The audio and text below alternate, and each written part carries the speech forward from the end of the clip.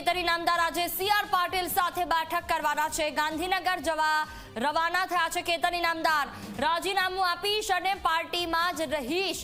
કેતન ઇનામદારે આ વાત કરી છે। મેં ધારાસભ્ય પદેથી રાજીનામું આપ્યું છે, પાર્ટીમાંથી નહીં। કેતન ઇનામદાર રાજીનામું આપવા માટે અડગ છે।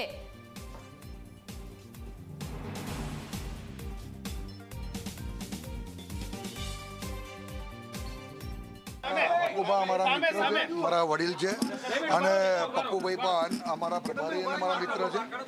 વાત જે પણ થઈ છે એ મિત્રતામાં વાત થઈ છે અને આદરણીય પાટીલ સાહેબે અત્યારે ગાંધીનગર ખાતે અમને ત્યાં બોલાયા છે। મારી વાત રત્નાકરજી સાહેબ, પાટીલ સાહેબ તેમજ તમામ મોવડી મંડળ એમાં CM સાહેબ સાથે પણ ચર્ચા થશે આજે અને જે પણ તેનો એ જોઈએ છે પણ હું રાજીનામાને લઈને અડગ છું।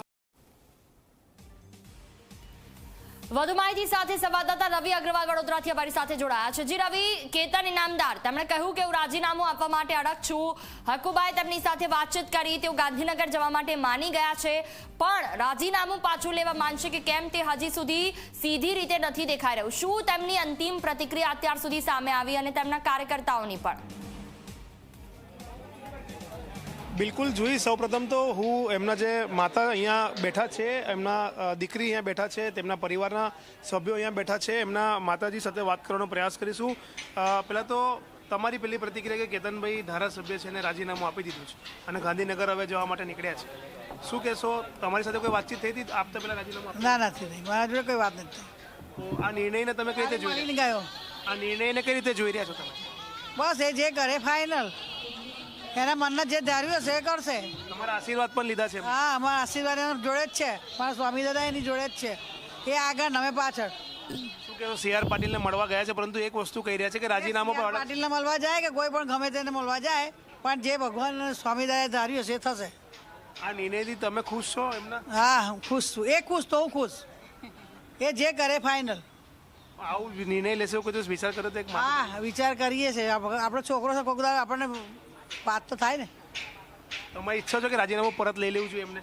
ના, એને જે ધાર્યું એ તમે 10 વાર પૂછશો તો એકનો એક જવાબ, કે એને જે મનને ધાર્યું હશે એ થશે। એને મનને જે ધાર્યું હશે તે જ થશે તેવું કેતનભાઈના જે માતા છે તે કહી રહ્યા છે અને તેમના આશીર્વાદ લઈને તેઓ ગાંધીનગર જવા માટે નીકળ્યા છે। અહીંયા તમે જોઈ શકો છો કે તેમના કાર્યકર્તાઓ પણ ખૂબ મોટી સંખ્યામાં અહીંયા આવ્યા છે। તમામ મહિલા મોરચા હોય કે પછી લઘુમતી મોરચા હોય કે પછી સાવલી સંગઠનના હોય કે બક્ષીપંચ મોરચા હોય, તમામ લોકો અહીંયા આવ્યા છે। જોઈ આખી ટાઈમલાઈન હું તમને કહું તો રાતના 2 વાગે કેતન ઇનામદાર તેમના મિત્રો, જે નજીકના મિત્રો છે તેમની સાથે વાતચીત કર્યા પછી ઈમેલથી વિધાનસભા અધ્યક્ષને રાજીનામું મોકલાવે છે। ત્યાર પછી મીડિયાને ખબર પડે છે, ત્યાર પછી તેમનું એક સ્ટેટમેન્ટ આવે છે કે તેમનું અને તેમના નાના કાર્યકર્તાઓનું માન સન્માન પાર્ટીમાં નથી જળવાઈ રહ્યું।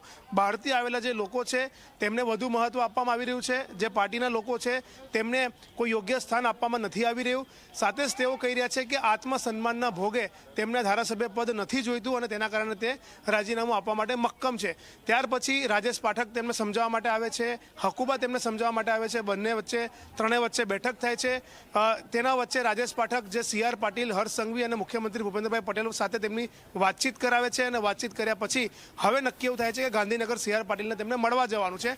એટલે તમામ લોકો એક ગાડીમાં બેસીને CR પાટીલને મળવા માટે ગાંધીનગર જવા માટે રવાના થયા છે। તેમના નિવાસ સ્થાને બેઠક કરવામાં આવશે અને CR પાટીલ જે બેઠકમાં કેતન ઇનામદાર, રાજેશ પાઠક, પ્રભારી મંત્રી હર્ષ સંઘવી, વડોદરાના જે પ્રભારી છે ગોરધન ઝડપિયા, જિલ્લાના પ્રભારી છે સાથે જે હકુબા છે, તમામની વચ્ચે બેઠક થશે અને બેઠકમાં તેમનો એક જ પ્રશ્ન છે કે માન સન્માન જે છે તે જળવાતું નથી। બહારથી આવેલા લોકોને વધુ મહત્વ આપવામાં આવે છે, તેને જે પદ આપવામાં આવ્યું છે તે પદ પાછું લઈ લેવામાં આવે અને કમિટ કર્યું હતું CR પાટીલે કે પાર્ટીએ કેતન ઇનામદારને કે આમને પાર્ટીમાં લેવામાં આવી રહ્યા છે, પરંતુ એમને પાર્ટીમાં સાઇડલાઇન કરવામાં આવશે, કોઈ મહત્વનો હોદ્દો આપવામાં નહીં આવે। અને મહત્વનો હોદ્દો આપતાની સાથે જ ગઈકાલે જ જાહેર થયું કે અમને મહત્વનો હોદ્દો આપવામાં આવ્યો છે અને ગઈકાલે રાત્રે જ તેમને પોતાના ધારાસભ્ય પદેથી રાજીનામું આપી દીધું છે।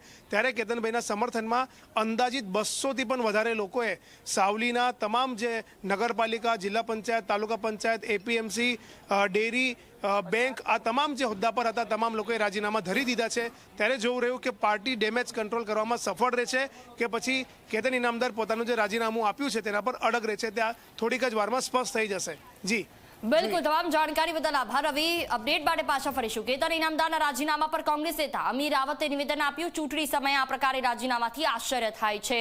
ભાજપના કાર્યકર્તાઓ બંધ બારણે ગુંગળામણ અનુભવે છે. કાર્યકર્તાઓની ગુંગળામણ ક્યારે ઉભરાશે તે જોવાનું બાકી હતું. જ્યોતિબેન બાદ કેતન ઇનામદારે રાજીનામું આપતા રોષ જોવા મળ્યો છે. પાર્ટીના નેતાઓ સાથે જ અન્યાય થાય તો ક્યાં રજૂઆત કરવાની? આ તો શરૂઆત છે. આગળ ભાજપ વધુ ડેમેજ થશે. એકચ્યુઅલી મને તો આશ્ચર્ય છે કે આવા રિએક્શન્સ પહેલાં લોકલ બોડી ઇલેક્શન પહેલાં કેમ નહીં આવ્યા.